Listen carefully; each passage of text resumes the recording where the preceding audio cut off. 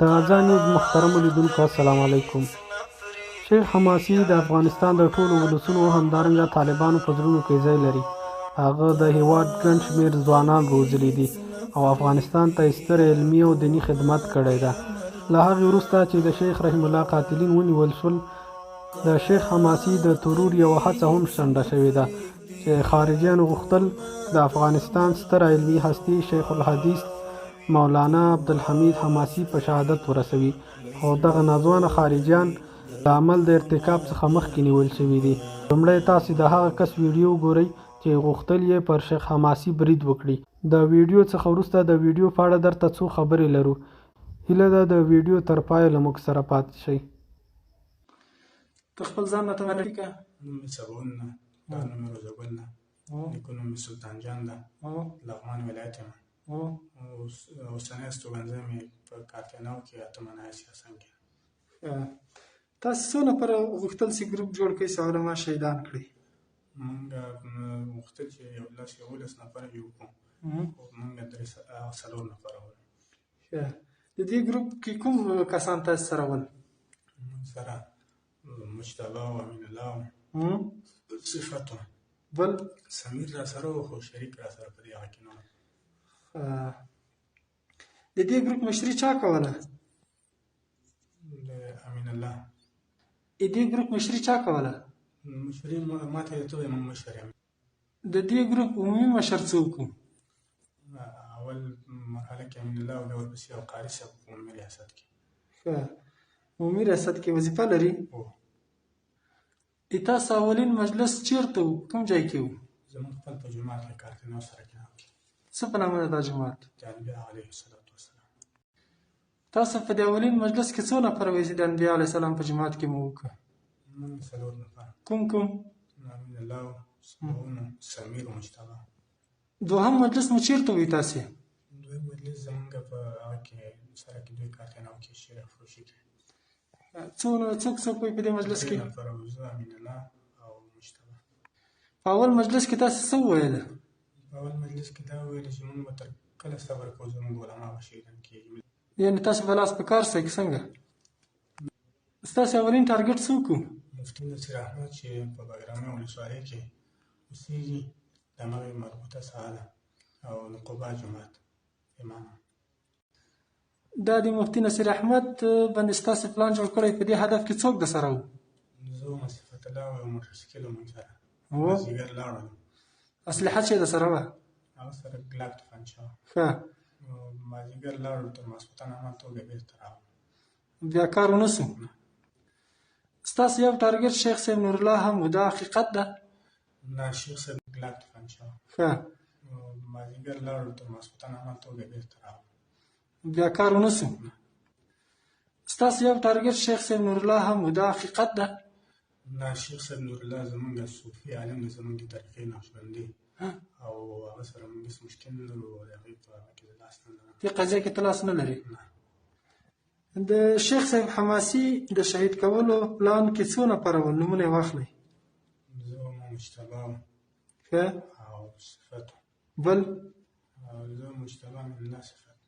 ښه. څه رقم پلان مو درلوده؟ پلان درلوده چې ته جومات ته لاړ شو، مدرسې ته دا وګورو. موږ تر اوسه هغه دې ادرس. له هغې څخه وروسته چې د شیخ رحیم الله قاتلین د استخباراتو د لوی ریاست له لوري ونیول شول، چې د هغې له جملې څخه یو هم حاجي بشیر و چې د نظام په ملاتړ به یې پوسټونه کول او زوی یې د کانون او پټرولیم وزارت کې په یو ټیټ پوسټ باندې مقرر و.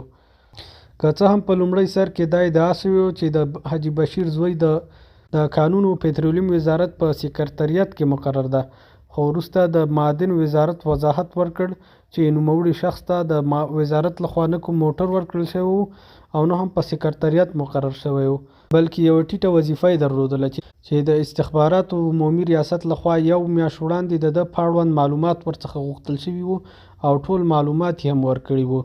له هغې څخه وروسته دا د نن یو ځل بیا یو ویډیو خپره شوې ده چې دغه شخص پکې ادعا کوي چې ګواکې د شیخ حماسي د ترور پلان یې جوړ کړی و.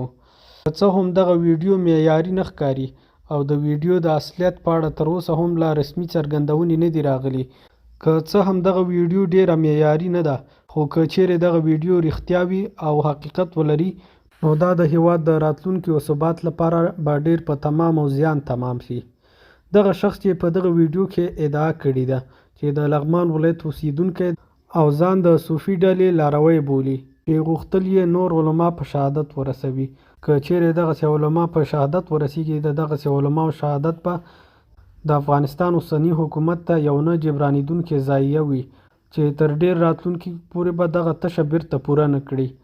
همدارنګه د افغانستان اوسنی حکومت باید د یو مسؤل حکومت په توګه د ټولو مدارسو لپاره یو واحد نصاب جوړ کړي او هغه د جوماتونو حلقې یا نور مدرسې چې په جوماتونو کې په متفرقه ډول سره درسونه باید ټول د یو واحد نصاب لاندې راټول کړي او یو داسې جامع نصاب ورته جوړ کړي چې د هیواد راتلونکي لپاره تر نورې خطرې ونه زږیږي او په ټولنه کې ډلبندي او همدارنګه اختلافاتو او نورو موضوعاتو ته د پای ټکی کېږدي.